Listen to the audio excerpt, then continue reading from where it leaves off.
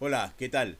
Aquí eh, esperándote y felicito a todos los que han participado en el foro, en el segundo foro de los principios contables. Ahora vamos a hacer un resumen justamente para que nos quede claro esta parte del marco conceptual de la información financiera. Bueno, utilizando la diapositiva de la colega Nora Andrade, vamos nosotros a tomar en cuenta la siguiente información, ¿no? Objetivo. ¿Cuál es el objetivo de la información financiera? Generar y comunicar información útil de tipo cuantitativo para la oportuna toma de decisiones y los diferentes usuarios externos de la organización económica. Marco conceptual. Características básicas de la información financiera, ¿no? Aquí nos dice postulados básicos de la información financiera, concepto básicos de la información financiera y estados financieros básicos. Cuando nos dicen postulados, están hablando de los principios contables, por si acaso. Principios o postulados son lo mismo, ¿no?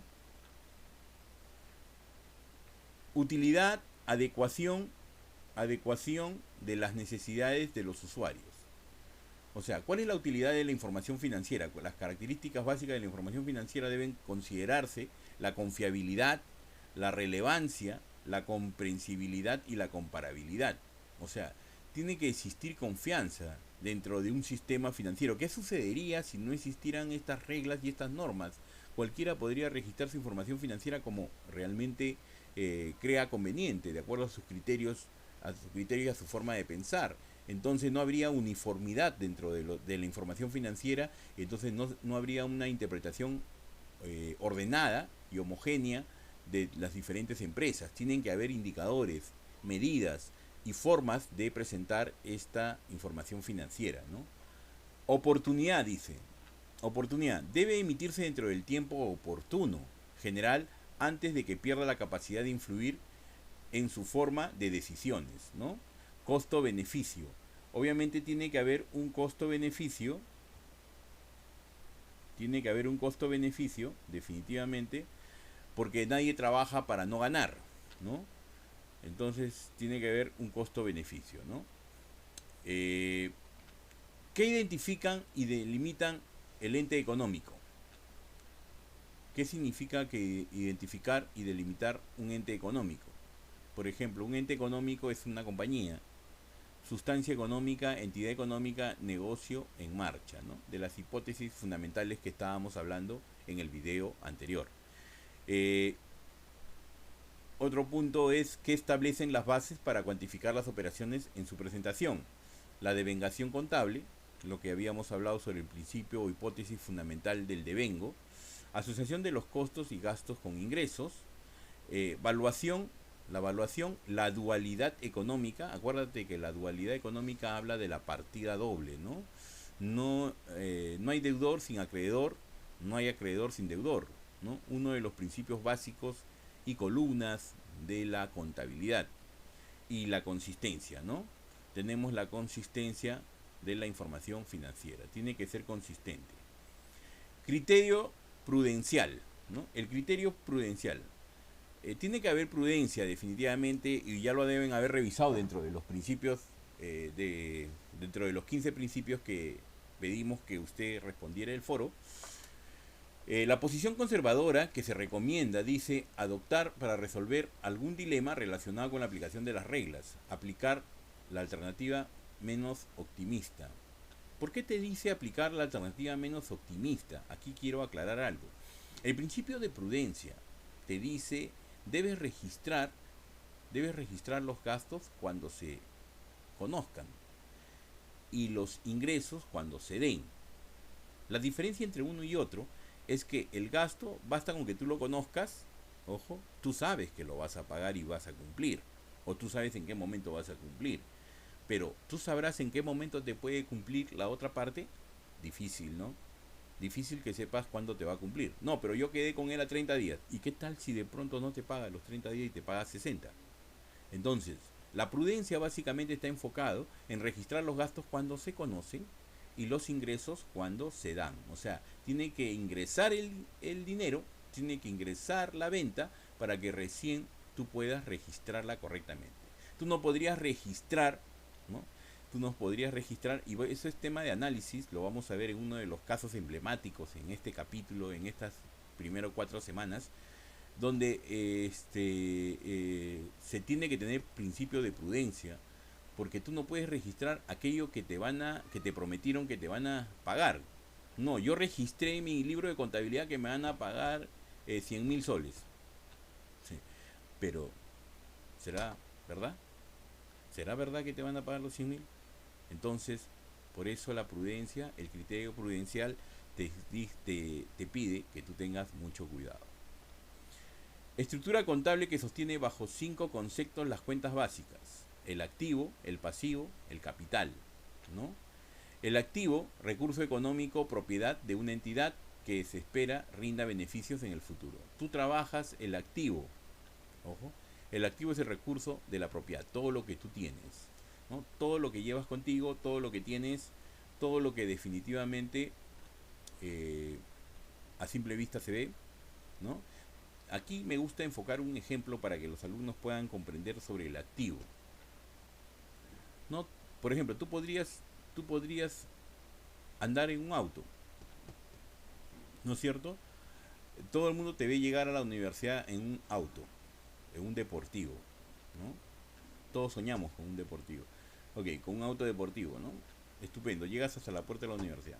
La pregunta que tendríamos que hacernos: ¿este señor posee un activo como auto? ¿Ok?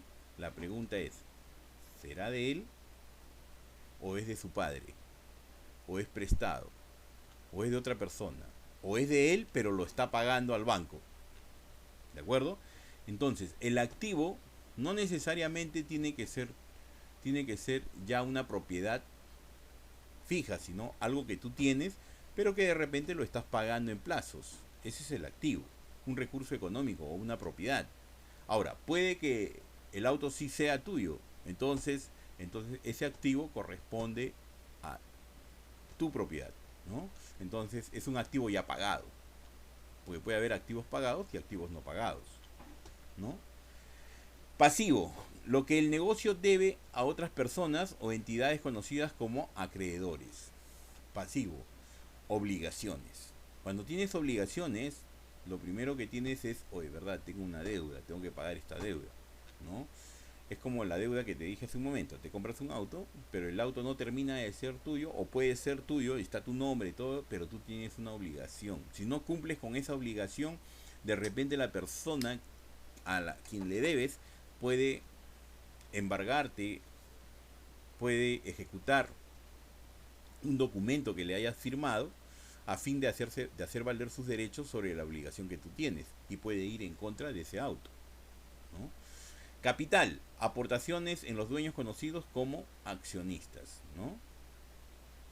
Ok, más o menos para que se comprenda. El capital, obviamente, sí es la aportación de los dueños, ¿no? O sea, cuando aporta un dueño, un propietario,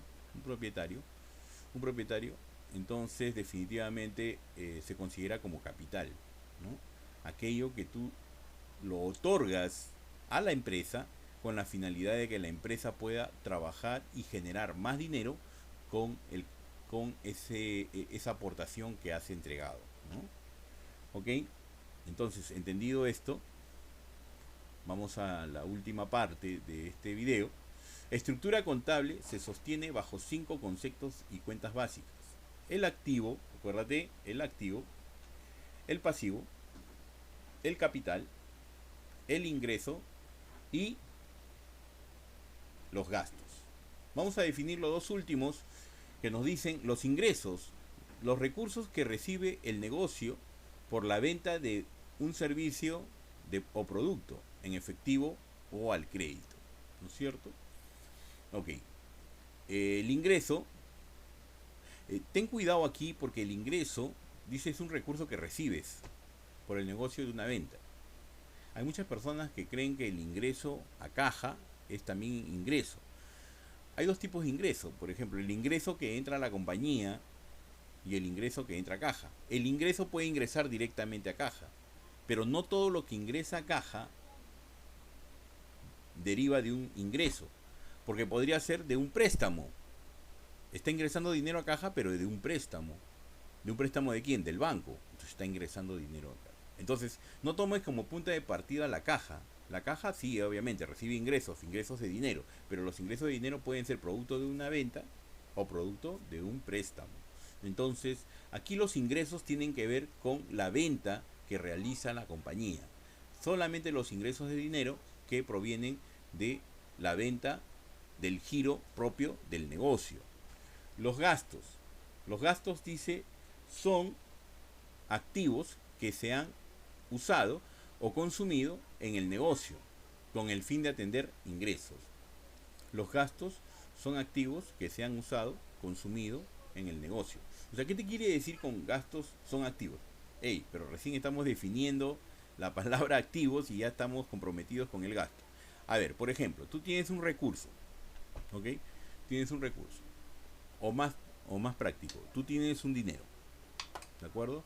¿Qué sucede cuando tú eh, compras mercancía con ese dinero? Estás invirtiendo.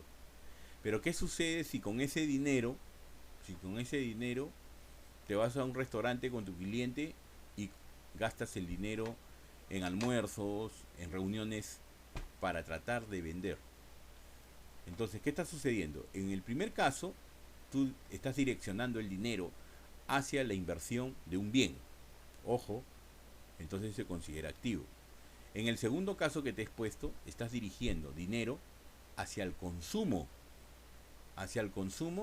con la esperanza de repente de adquirir la retribución de ese cliente a quien has invitado a almorzar. Entonces, eso se conoce como gasto, el consumo de los activos que se han usado o consumido en el negocio o con el fin de obtener ingresos. Persigues el tema del ingreso, ¿no? Entonces, ya nos queda claro más o menos estas ideas, estas definiciones y estos conceptos, porque son básicos para la información financiera, ¿no? Entonces, recuerda bien que nosotros tenemos 5 conceptos básicos de la información financiera. En la estructura contable, estos 5 conceptos o cuentas básicas o elementos básicos, diría yo mejor, son activos, pasivos, patrimonio o capital, ingresos y gastos.